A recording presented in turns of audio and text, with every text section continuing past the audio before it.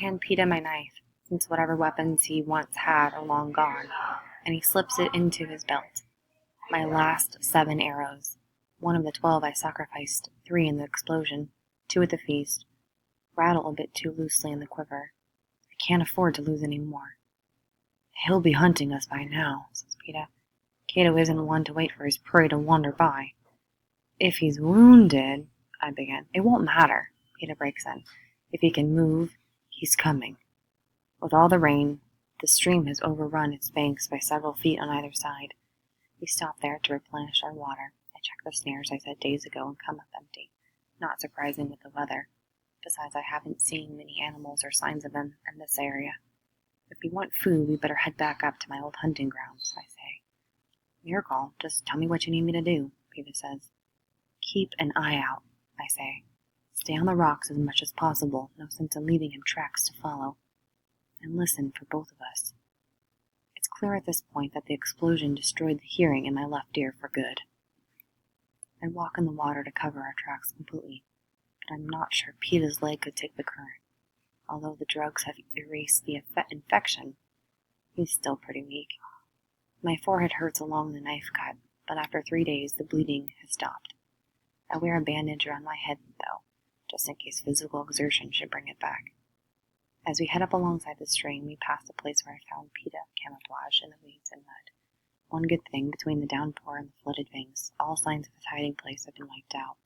That means that if need be, we can come back to our cave. Otherwise, I wouldn't risk it with Cato after us. The boulders diminish to rocks that eventually turn to pebbles, and then to my relief, we're back on pine needles and the gentle incline of the forest floor. For the first time, I realize we have a problem. Navigating the rocky terrain with a bad leg, well, they're naturally going to make some noise.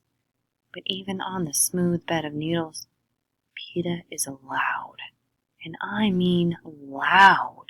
Loud as if he's stomping his feet or something. I turn and look at him. What? He asks. You've got to move more quietly, I say. Forget about Cato. You're chasing off every rabbit in a 10-mile radius. Really? Sorry, I didn't know. So we start up again, and he's a tiny bit better. But even with only one working ear, he's making me jump. Can you take your boots off? I suggest. Here.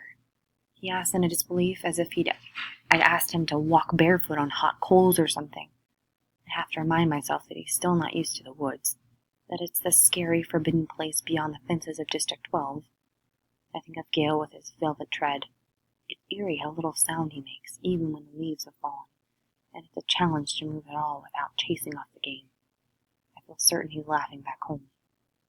Yes, I say patiently. I will too, that way we'll both be quieter. Like I was making any noise. So we both strip off our boots and socks, and while there's some improvement, I could swear he's making an effort to snap every branch we encounter. Needless to say, although it takes several hours to reach my old camp with Rue, I've shot nothing.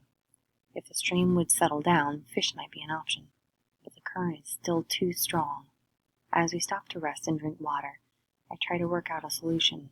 Ideally, I'd dump Peeta now with some simple root-gathering chore and go hunt, but then he'd be left with only a knife to defend himself against Cato's spears and superior strength.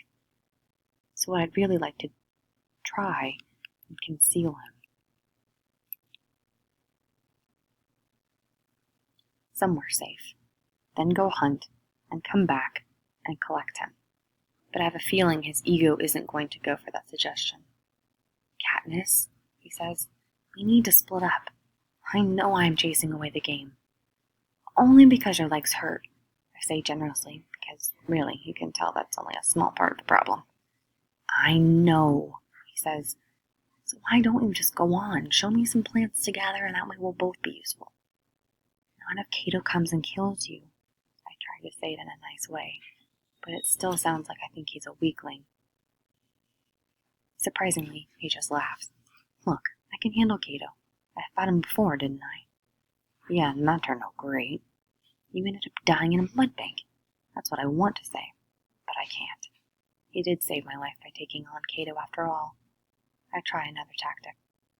What if you climbed up in a tree and acted as a lookout while I hunted, I say, trying to make it sound like very important work. What if you show me what's edible around here and go get us some meat, he says, mimicking my tone.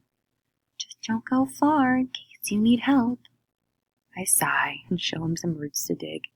We do need food, no question. 1 apple, 2 rolls, and a blob of cheese the size of a plum won't last long. I'll just go a short distance and hope Cato is a long way off. I teach him a bird whistle, not a melody like Ruse, but a simple 2-note whistle, which we can use to communicate that we're all right. Fortunately, he's good at this. Leaving him with the pack, I head off. I feel like I'm 11 again, tethered not to the safety of the fence, but to PETA, allowing myself 20, maybe 30 yards of hunting space. Away from him, though, the woods come alive with animal sounds. Reassured by his periodic whistles, I allow myself to drift farther away, and soon have 2 rabbits and a fat squirrel to show for it. I decide it's enough. I can set snares and maybe get some fish. With PETA's roots, this will be enough for now. As I travel the short distance back, I realize we haven't exchanged signals in a while. When my whistle receives no response, I run. In no time, I find the pack, a neat pile of roots beside it. The sheet of plastic has been laid on the ground where the sun can reach the single layer of berries that covers it. But where is he? PETA! I call in a panic. PETA! I turn to the rustle of the brush and almost send an arrow through him. Fortunately, I pull my bow at the last second, and it sticks in an oak trunk to his left. He jumps back, flinging a handful of berries into the foliage. My fear comes out as anger. What are you doing? You're supposed to be here, not running around in the woods. I found some berries down by the stream, he says, clearly confused by my outburst. I whistled. Why didn't you whistle back? I snap at him. I didn't hear. The water's too loud, I guess, he says. He crosses and puts his hands on my shoulders. That's when I feel that I'm trembling. I thought Cato killed you, I almost shout. No, I'm fine. PETA wraps his arms around me, but I don't respond. Katniss? I push away, trying to sort out my feelings. If 2 people agree on a signal, they stay in range. Because if one of them doesn't answer, then they're in trouble, right? All right, because that's what happened with Rue, and I watched her die, I say. I turn away from him, go to the pack, and open a fresh bottle of water, although I still have some in mine. But I'm not ready to forgive him. I notice the food, the rolls and apples are untouched, but someone's definitely picked away part of the cheese. And you ate without me? I really don't care, I just want something else to be mad about. What? No, I didn't, PETA says. Oh, and I suppose the apples ate the cheese? Oh, what ate the cheese? PETA says slowly and distinctly, as if trying not to lose his temper. But it wasn't me. I've been down by the stream collecting berries. Would you care for some? I would, actually, but I don't want to relent too soon. I do walk over and look at them. I've never seen this type before. No, I have, but not in the arena. These aren't rooseberries, although they resemble them, nor do they match any I learned about in training. I lean down and scoop up a few, rolling them between my fingers. My father's voice comes back to me.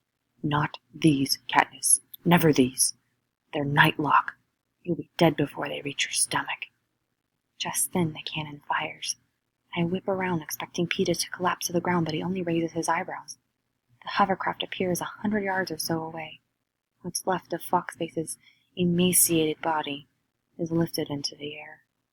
I can see the red glint of her hair in the sunlight. I should have known the moment I saw the missing cheese. PETA has me by the arm, pushing me toward a tree. Climb! He'll be here in a second. We'll stand a better chance fighting him from above. I stop him, suddenly calm. No, PETA. She's your kill, not Cato's. What? I haven't even seen her since the first day. How could I have killed her?